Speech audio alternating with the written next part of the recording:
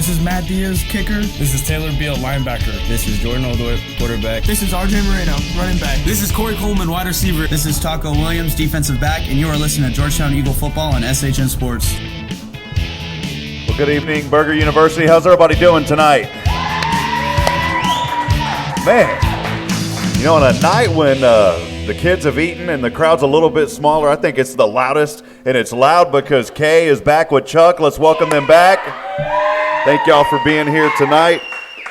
We are so glad to have you guys here, and also those of you that are just in here eating a burger. Every Wednesday we have the Eagle Nation Coaches Show. This is a show for the Georgetown Eagles where we highlight what's going on at Georgetown High School with the football program. Hey, before we get started, the Best of Georgetown voting just happened actually just a few days ago, and Burger University won Gold Best of Georgetown Burgers. So let's give it up for the Burger University. Congratulations on that award. Well, we got a special guest today as Coach Griffin. You may notice he has gotten a lot younger, and he's wearing a hat and glasses now. Let's give it up for offensive coordinator Coach Beatty, who's here today for Coach Griffin.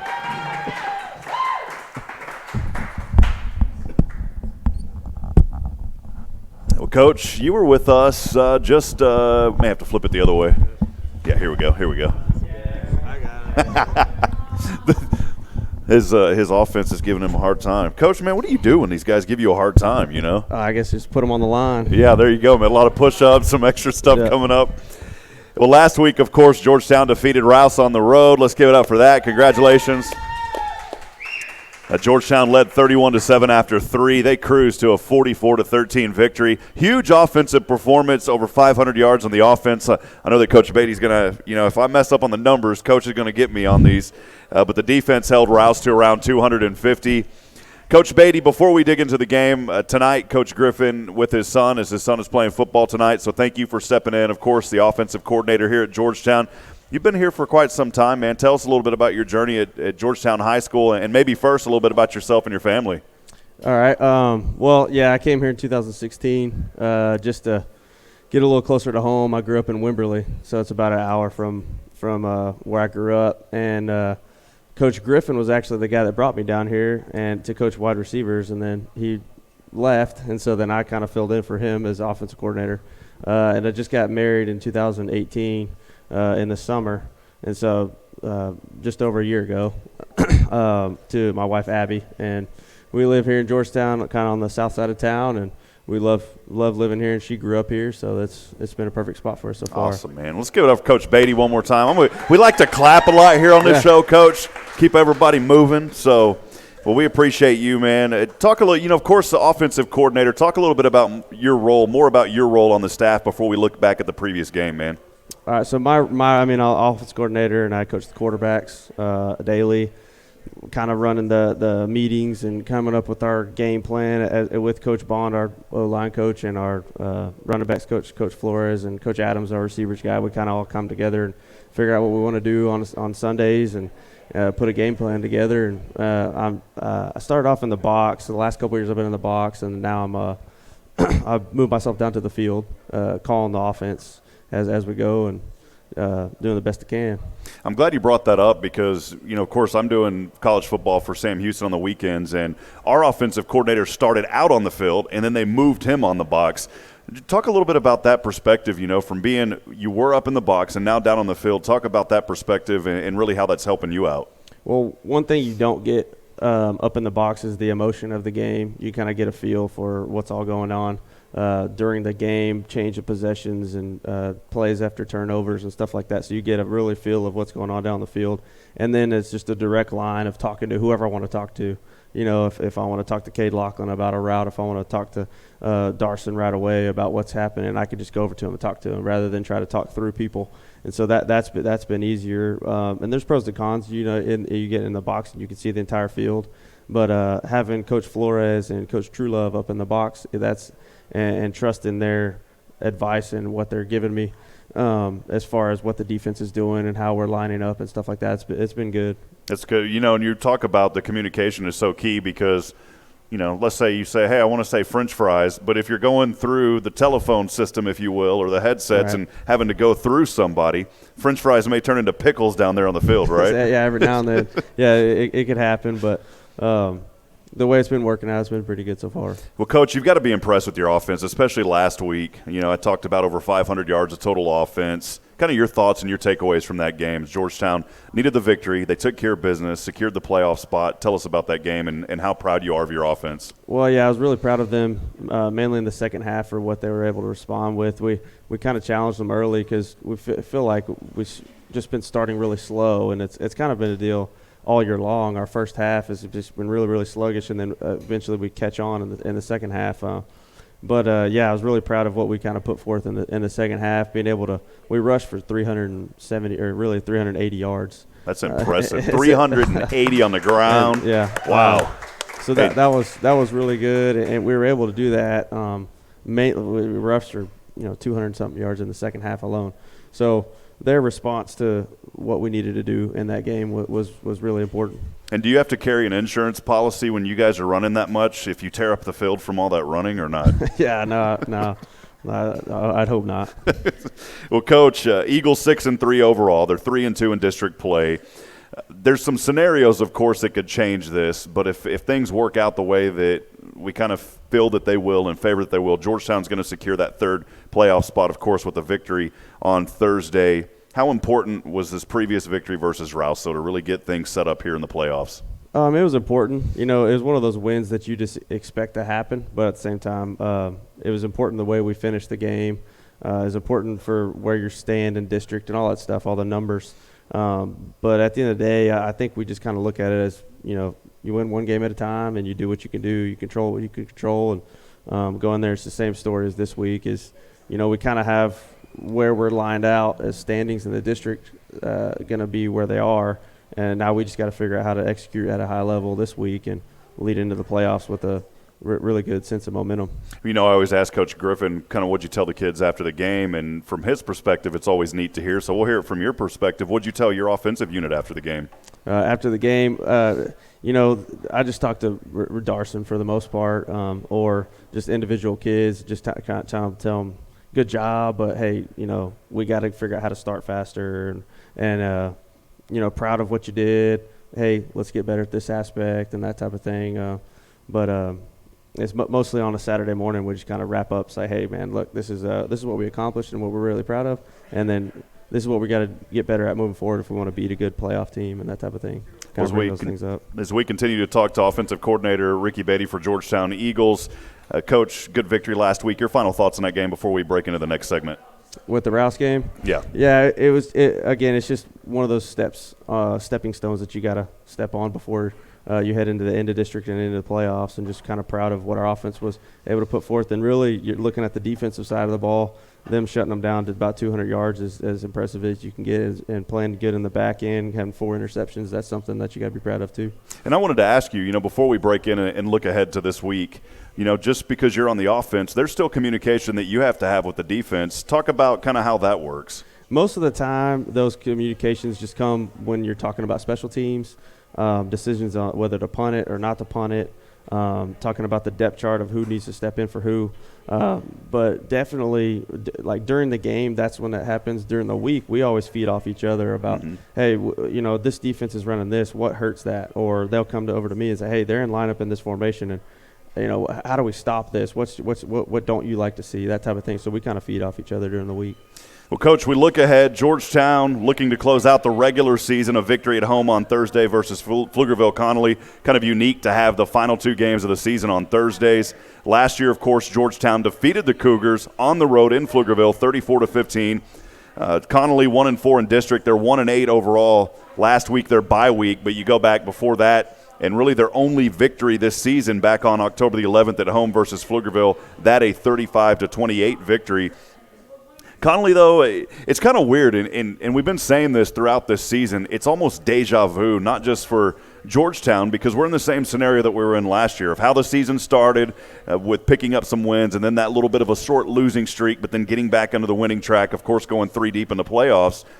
Pflugerville-Connolly kind of in the same position where they're at right now as far as their record when we're playing them. They're struggling. Georgetown trying to lock up that 3rd playoff spot with a victory on Thursday.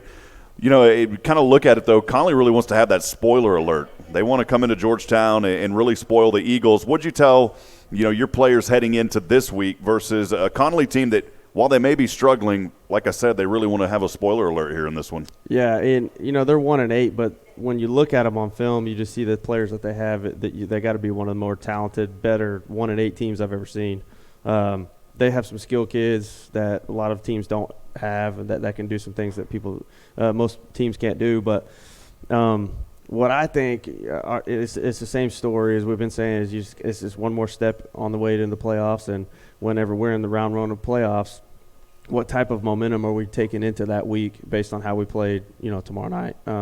So I think that's the biggest key is just executing at a high level. And I've talked to my offense a lot about we need to start fast. We have to start off better in the first quarter. Our first couple drives need to be successful because of our execution, all that stuff, just because we haven't been doing that. And I think that's something, hey, let's do that Thursday to prove that we can and all this stuff and just get rolling going into the playoffs, because last year that was key, is just getting rolling and figuring out what our identity was and rolling with it and beating teams that way. And I feel like we're at the same spot this year. Well, you talk about this team on film, and they don't look like a 1-8 team. You may have mentioned some of this, but kind of expanding a little bit more, what does Georgetown have to get established early in this matchup? And I know from the offensive end, from what you see, but maybe just speaking for the entire team, what do you think that Georgetown has to get established early in this one? Well, one, we always establish our run game first, or we attempt to figure that out from the get-go, and just being efficient, and one of those being third down conversions. If you get your first couple third down conversions, then your drives just keep on going. And I think that's something we stress a lot, and that's something we're going to have to establish early against those guys and communicate well with each other and just be sharp in the special teams games. I think that's going to be key. Speaking on behalf of Coach Griffin, keys to victory. Yeah. Yeah, keys to victory. And I think that's just playing smart, playing motivated, playing with some passion and having more effort than the people across the ball from us. How would you rate kind of the overall health? Of course, not identifying any players, but just the overall health of the team, and then also besides that, how were practices this week, Coach? Practices were good. I think the overall health is decent. There's a couple guys banged up, the couple guys that, or the Jacob Estrada that everybody knows he's out, but just a couple guys that are a little bit banged up. I think that this extra week might be able to be a week where they get their feet back underneath them and get healthy again, ready for the playoffs.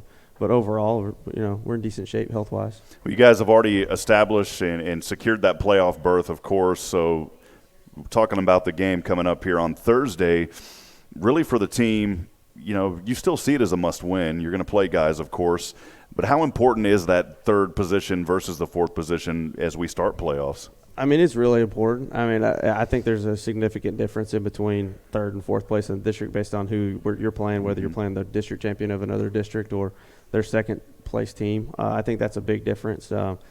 But at the end of the day, I don't think that's something that's conscious in our minds. I think it's just, hey, we just got to go beat Connolly just because that's our game this week and we're going to go beat them. Awesome. Coach, final thoughts before we break away and talk to some of our players tonight. Yeah, let them talk. They wanted to give me some shout outs, so I'll give a shout out to Jacob Estrada and little baby Rhino that's here tonight. All right, man. Well, Coach, we get to talk to you. We talked to you in the first show of the season that was there with the decals with Dad, so we talked to you then. But man, getting to make a little public appearance tonight. Appreciate you being here. Let's give it up for offensive coordinator Ricky Beatty. Appreciate you, man. Thanks a lot, Coach. Appreciate it. As always, we appreciate the accessibility of all of our coaches here at Georgetown. One of these days, we'll get Coach Pat on. I should have asked you about him, man. He's got a Twitter account floating around out there now with some sort of legend going on. So we'll have to talk about that. Maybe we can get him on. Well, this is a part of the show here at our segment 3 where we interview some of our players. Please join me in welcoming defensive players, senior defensive line, Noe Ibarra. Noe, come on up, man.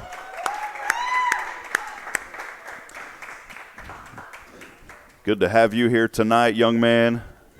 We haven't talked to you yet this season, I know, and I don't think we've talked to you at all here on SHN, have we? No, I don't think so. Awesome. The first thing I'm going to notice, Noe's got the voice for being up here.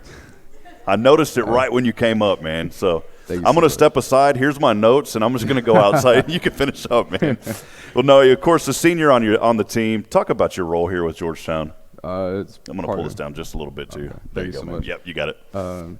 Being a leader as far as a senior, making sure that some of these JV kids know that it's kind of a challenge to be up here, and it's a little bit of a grind, but in the end, it all pays. You guys started out with some victories and hit that skid, and now back on the winning ways. It's kind of a record. I talk about it every week, but it is deja vu from last year. But this year, the mindset, of course, wanting to get farther, wanting to take care of business. As you look across this whole season so far, what have been some of the positive highlights for you? Some of the positive highlights I've seen is that when defense comes out and we give them a shutout, and then we let offense take the field, they just march it on down. It's amazing to see. Well, victory, of course, last week. Some highlights of that game for you. What did you feel that your team did really well? We heard about the running game. Kind of talk about that game for us. Run game was very good. We could just march down their throats. It was amazing to watch. And then on the defensive side of things, you guys holding them to 250 yards. That's something to be happy about, So congratulations on that. Talk about the defensive effort in that game. Defense effort was amazing. Seeing Braden Hargrove get through the line, Colby Cummings, Connor too, and then we had some players that didn't play a lot, like Alan Hernandez. He did amazing. Taylor Beal, always on fire. And then Taco Williams with a lot of the stops and or, intercepted passes. And then our safety is just blowed it up. Awesome, man. We'll talk a little bit about, the culture and just the camaraderie on that defense with the teammates that you play with. It's a brotherhood, It's a lot of love, like a family. Sometimes we bicker, but at the end of the day, we all love each other and make sure everybody's feeling well. Awesome. Well, as we continue to talk to senior defensive lineman Noah Ibarra, talking about, the entire team, where do you feel that you guys can improve on now with this final game at the end of the regular season before we start playoffs? I think we can just work on that, like Beatty said, with not being so much of a second-half team, and just let's get it going from the beginning, and then let's just keep going and pushing harder. What's the preparation been like? Facing Conley coming up on Thursday, you're at home, so a nice opportunity to close out in front of the home team crowd here the regular season. What are you excited about? Kind of what's been the preparation heading into this week? I've been excited about how mentally focused we've been doing at practice, how engaged we are to making sure that we know what we're doing and how to execute it correctly. I love that there's been a lot of hype. We're ready to take that W. Awesome, man. Outside of football, what do you like to do, man? I like to lift weights. I like to spend a lot of time with my dad. All right, man. Heck yeah, I like that. That's good, man. You're saying lifting weights. I couldn't even imagine when you walked up here, man.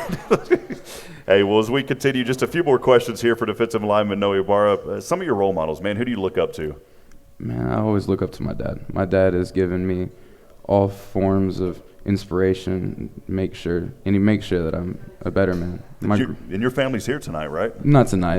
They couldn't make it, but I think he's watching the live stream. Okay. So. We'll say hello to your dad right there. Appreciate you. Hey, let's give it up. We'll give him a round of applause tonight for being here on the live stream. What does it mean to you, man, to be a Georgetown Eagle? It's an honor. It very much is. To know that I can wear the G on my chest and I can, dedicate some people and I can make some people want to think, hey, I wish that was me. And it's humbling to know that some people look up to me, and it's humbling to know that I'm part of such a great football program. You better believe it, man. Well, besides football, what are some things that you've learned, and just through football, but what are some character building things that you've learned playing football? Not necessarily maybe related to football, but some things that you've learned. I learned a lot of responsibility, knowing that you have to get up on time, make it sure that you get to practice. I've learned to accept when I've failed or I may have messed up, and then I say, you know what, I can correct this, or this. Show me this mistake, and I will correct it. So awesome, man. Future plans after high school. You're a senior, so it's coming up quick. Yeah, I think I want to take the military option and go try to be a Marine. But all right, man. Yeah. When I possibly get out of the Marines, I do want to start up a veterinarian clinic. Really? Awesome. Yes. Okay. In this area? About this area, maybe heading out towards the hill country. Cool. That's what's exciting, because we'll go back and we'll find this on YouTube, 10 years from now. Yeah. And we'll say, remember this young man said he wanted to be in the military. We'll see that, and then we'll see your vet clinic, man. I sure hope that comes right there. So we'll come back. We'll come back to this video 10 years from now. You got it, man. Final shout-out. Camera right there on you. Who do you want to send a shout-out to tonight from Georgetown? Hey, Pop. Love you. You mean a lot to me. Hey, Shboop. I know you're watching this too somewhere. Grandma, Grandpa. We got Cameron Nielsen. I want to shout out him. Zane Quick. He's going to come up. Shout out Chain Gang. I know they're working. But Trey Flores, Darson, T-Dub. Love you. Alex Steele, and Connor Heffernan. I want to shout them out. All right, well, let's give it up. Noe Barr, thanks for being here tonight, young man. Thank you so much. Awesome job, man. Well, I was just thinking about that as I'm talking to him. These videos are archived forever on YouTube, even though we're streaming it live, and we'll go back 10 years from now and see these young men and these athletes and see where they're at. It's going to be exciting. So, well, please join me in welcoming up our offensive player this week, senior running back Zane Quick. Come on up, Zane.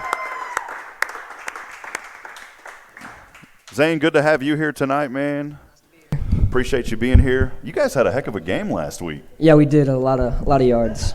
A lot of yards, man. Yes, I did. We'll talk about that. We'll talk about that here in a little bit, Zane. Your role on the offense. You guys this year have kind of bounced around a little bit. We've seen a few positions where there's been some changes as far as due to injuries and all that. But you've got to be proud with where you're at. Talk about your role on the offense. I've had a big special teams role most of the year. These past few games, I got to play a lot more. I had a touchdown. I had 2 touchdowns this last one, which was pretty great. That's really awesome, man. Thank Congratulations on that. I'm not trying to brag. I'm just It was very. We're gonna brag exciting. on you. So that's awesome, man. Talk about what you've enjoyed so far this season. It's been such a great journey here down to the final game, playoffs right around the corner. What have you enjoyed so far? Building relationships with the team, definitely with people you don't really talk to that much, and then you spend a lot of time with them, and you get really close together, and it's kind of great. As far as building relationships, how do you guys do that? Weightlifting. I mean, during the summer, getting close to during champions. You get really close when you're sweating in the big room. It's awful, but you get pretty close. Well, as we continue to talk to Zane Quick, running back, and I don't want to say it like it was something super simple, but the word really was, you guys handed it to Rouse last week. And I wrote on my notes, easily defeated Rouse, but you rushed for over 120 yards. Yes, sir. If I'm not, my official statistician, my unofficial official statistician said 70 yards. I said, I'm not going to go with 70 because I know it's over 120. We didn't want to short you 50 yards, 2 touchdowns. Your thoughts on that game versus Rouse? My O-line killed it. We came out a little slow, like Beatty said, but, we really picked up our stride. And, there's nothing else you can say about that. Our defense killed them. And just got after it, man. We killed them a little bit, yeah. It was a track meet. And when whenever you got the call and got a lot of those handoffs, what was going through your mind? Were you prepared? Were you ready for that? Oh, I was ready. And did you know it was coming also? Yeah, I think Beatty called 8 Cardinals in a row, which straight down the middle. I was ready. All right, man. Playoffs ahead. What's going through your mind, man? I'm ready. I think the whole team's ready. This next game, Connolly, is just a stepping stone, but we are ready to take on. I don't want to get ahead of ourselves, but we are looking forward to that Shadow Creek game. Well, we look ahead to Connolly. What are you looking forward to most in that game? What's your thoughts, the preparation heading into this week? Taking every practice one at a time. Even the lifting in the morning, watching film, just staying focused, trying not to fall asleep during film. Yeah, try not to fall asleep during film. That's a good one, yeah. Coach Beatty didn't hear you say that, by the way. He kind of turned the other way when you said that, man. Outside of football, what do you like to do, Zane? I love hanging out with my friends. I love track. I'm kind of excited for that. Tell us about track. You're in track. Yeah. Tell us about that, man. My first varsity race at last district was I got first. Come on, man. There you go. Yep. Awesome. Congratulations. I made it to regionals last time, and hopefully I can get to state this year. Awesome. Well, we'll be cheering you on, not just football, but the others as well. Some of your role models, man. Talk about those. My role model is definitely my parents. Football-wise, it's always been my brother, Jacob Quick. He was a starting Sam for 2 years, I think, and he had a lot of playing time. And I've always looked up to him, and he's always been my role model for that. For football. You have family here tonight, right? Yeah, my dad's over there. Your dad's here. Let's give it up for Mr. Quick. Good to have you here tonight, sir. Thank you for being here. What does it mean to you to be a Georgetown Eagle? I always like asking you guys that. What does it mean to you? No, we hit it right on the dot. It's an honor. It's always been. There's so many traditions that come with it that just to be able to do those, it's just you feel like at home. You feel honored to be able to do that. Future plans, you're a senior as well. Talking to 2 seniors tonight. Where do you want to be? What do you got planned, man? I plan to go A&M, try and get in like a biomedical program. Nice. Any other Aggies in the house tonight? Got a couple there. Yeah, come on, gig them. That's all right. My kind of color scheme, in college football goes Baylor green, Aggie maroon, and then some people may get mad, but way down there at the bottom, that's where the Longhorns are for me. Oh yeah, burnt orange is pretty nasty. Well, finally, man, camera right here on you. Who do you want to shout out to tonight, Zane? I want to shout out my O-line. They're amazing. The whole defense is crazy good. I want to thank Ryan Eady. We've always been a friend. We've always been close. I want to thank my parents, my brothers. I think that's it, man. Awesome, man. Let's give it up. Very well-spoken young man. Congratulations on the success. You got to stay right here, though, because we're about to break in. Oh. You haven't been here before, have you? I've never been here. It's his first time here tonight, too, man, so good to have you. Well, let's bring up all the players. Offense to my left, defense will line up to the right. This is the part where we do our little trivia challenge. Oof. You guys hold up that trophy. That's what you're playing for. And the offense is dominating this year, man. So you guys, we're going to kind of have to – defense is going to kind of have to get after it here in this one. Yeah, if you don't mind. Appreciate it, buddy. Thank you. And if you don't mind, take off the headset and we'll pass it around. Just say your name, your position, and your class.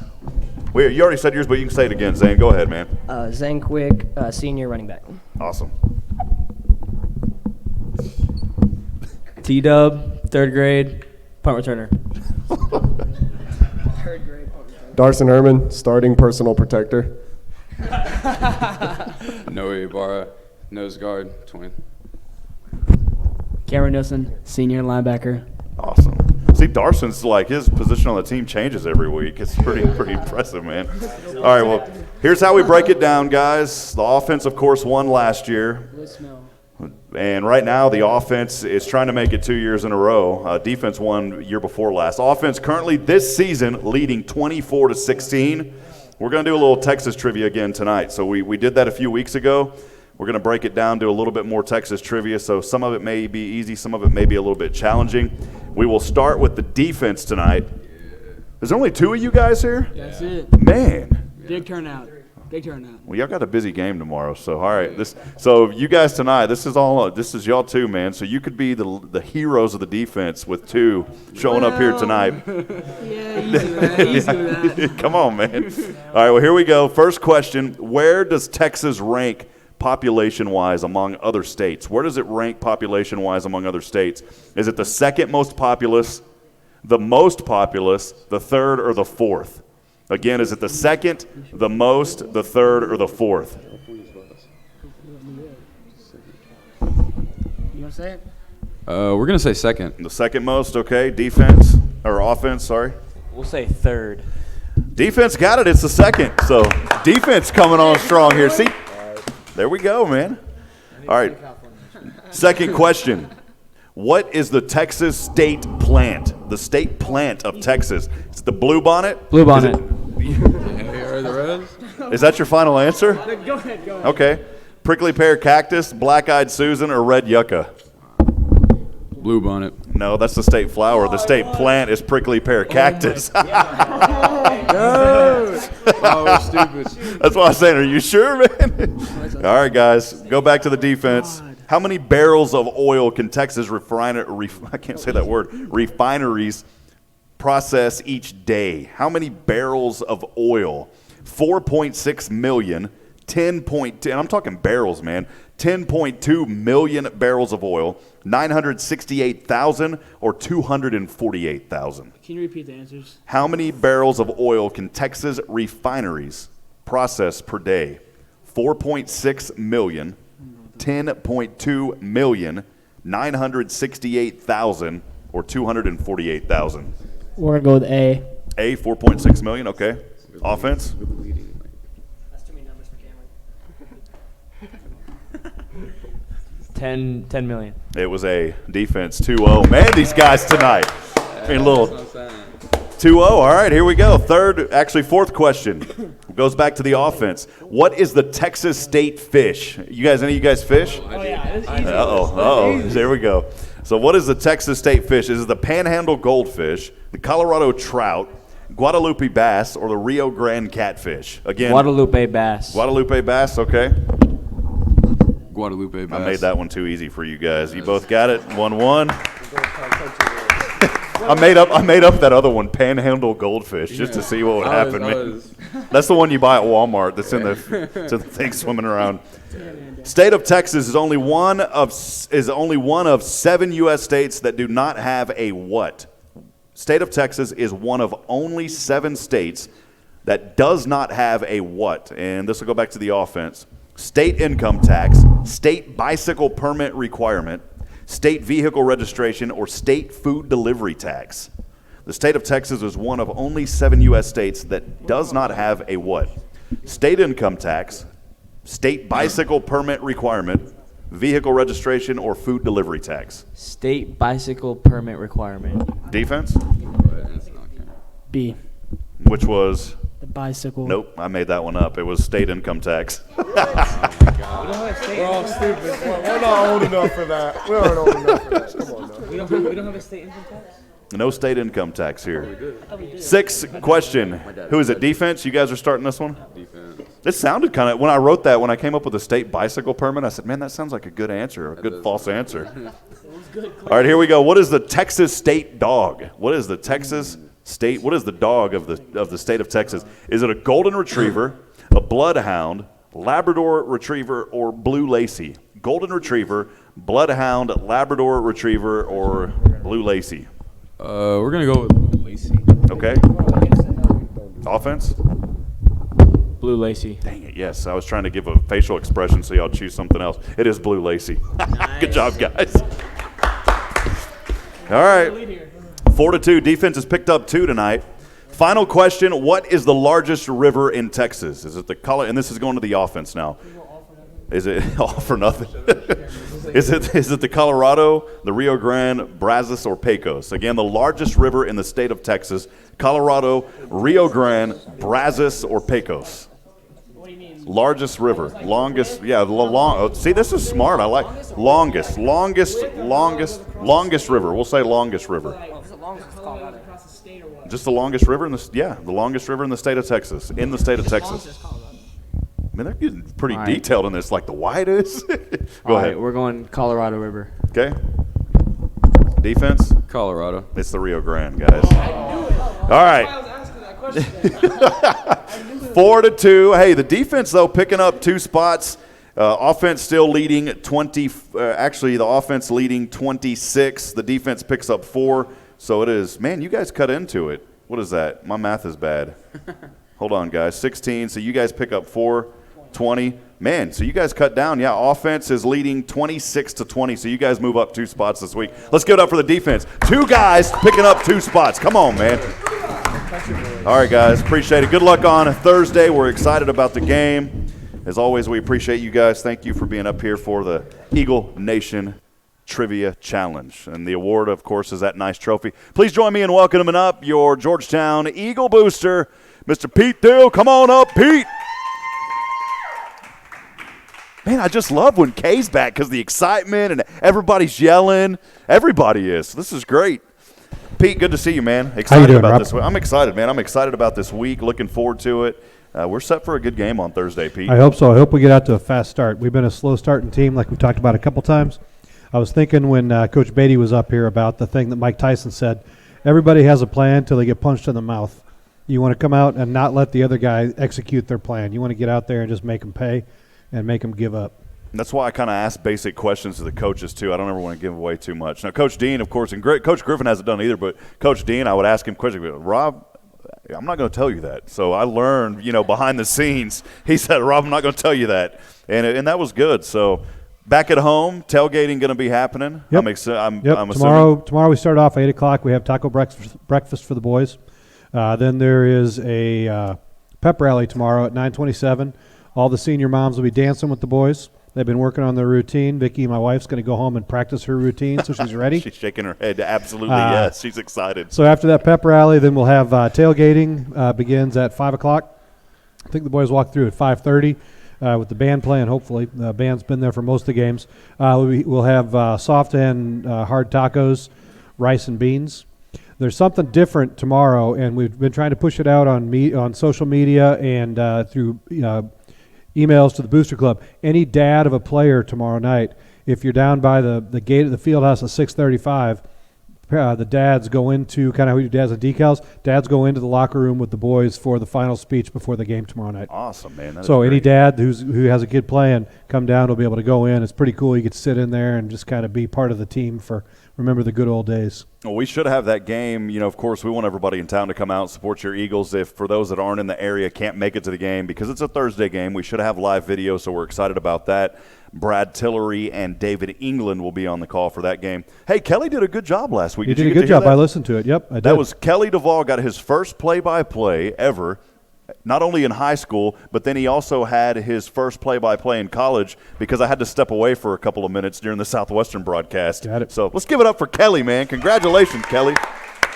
And, you know, as I'm in transitional phase, I'll still be as involved as I can. SHN will always be involved, but we're looking forward to kind of handing that over, and Kelly's going to be more involved alongside David on calling those games. So we're looking forward to that as things kind of progress down the season. I did want to talk, though, just very briefly before we close out tonight, some of these scenarios about how things are going to work out. You and I talked about it as far as where – and I know we got to get through this game coming up on Thursday, but in the postseason, talk about some of those scenarios. Yeah, I think things are kind of set for next week. So I believe we're going to be in third in the district. I mean, we will be third in the district. So we're going to play either LBJ or Seguin. They play Friday night. So Coach is going to go to that. Coach Griffin's going to go over to that game. All the teams that could play in that game have agreed to play at Nelson Field at Reagan High School in Austin. So the game next week will be at Nelson Field at Reagan High School. We are going to push for a Thursday night game. They want to. Both those other teams want to play a Friday night game. Mm-hmm. So we're going to have to flip for it. Coach is going to be there. He's going to stay after the game, talk to their coaches, flip. So Friday night we'll know whether we're Thursday or Friday next week. I believe going to the following week, the teams that could win and go into that game have all agreed to play at Bryan in Bryan at the place we had the playoff games last year. So the following week, if we win, we'll be at that stadium again. So we kind of know the basic plan. We don't know Thursday or Friday next week, but everything else is kind of known. The following week, I believe, would either be a Friday or Saturday. And another note, do not show up here on Wednesday, because the coaches' show will not be at Berger University. Yep. We'll, of course, put out the announcement of where it's going to be. If it ends up being at the team dinner, of course, that won't be open to the public, so we'll have the live stream. But if it is away from that to where we can have it at a venue, we'll have it there. So just stay up to date on SHN Sports. And congratulations to Carmen May, who's been the contact for setting this up. Her daughter's signing her letter of intent to play college soccer. So that's exciting for a parent when your kids decided where they're going to. That's awesome. And we appreciate their hospitality this season, having us here. Well, we appreciate all the sponsors who help make this show possible, as well as our season extra co-banks, Mr. Greg Eady, Royce Electric, their granddaughter, Kaylee Biondo, who's a cheerleader with Georgetown Shirt Company, and last but certainly not least, Georgetown Jewelry. Thank you to those sponsors, and Berger University for hosting us. Appreciate it. Looking forward, 7 p.m. kickoff. 7 o'clock kickoff tomorrow night in the rain and the cold. It's going to be a fun one, so come out. Good running game weather. That's right. Come out, support your Eagles. As I end every broadcast, we'll say it. I'll say this first. Well, we'll go ahead and say it because Kay's here. We'll get out of the way, and then I'll do my sign-off. On the count of 3, let's give an Eagle fight never dies. 1, 2, 3. Eagle fight never dies. Well, friends, reminding you tonight, we're not strong enough alone to make it our own. We need each other. Provide a word of encouragement. Lend a hand of support. Somebody out there tonight needs you. Good night. God bless. Go Eagles. We'll see you on Thursday. Have a good night, everyone.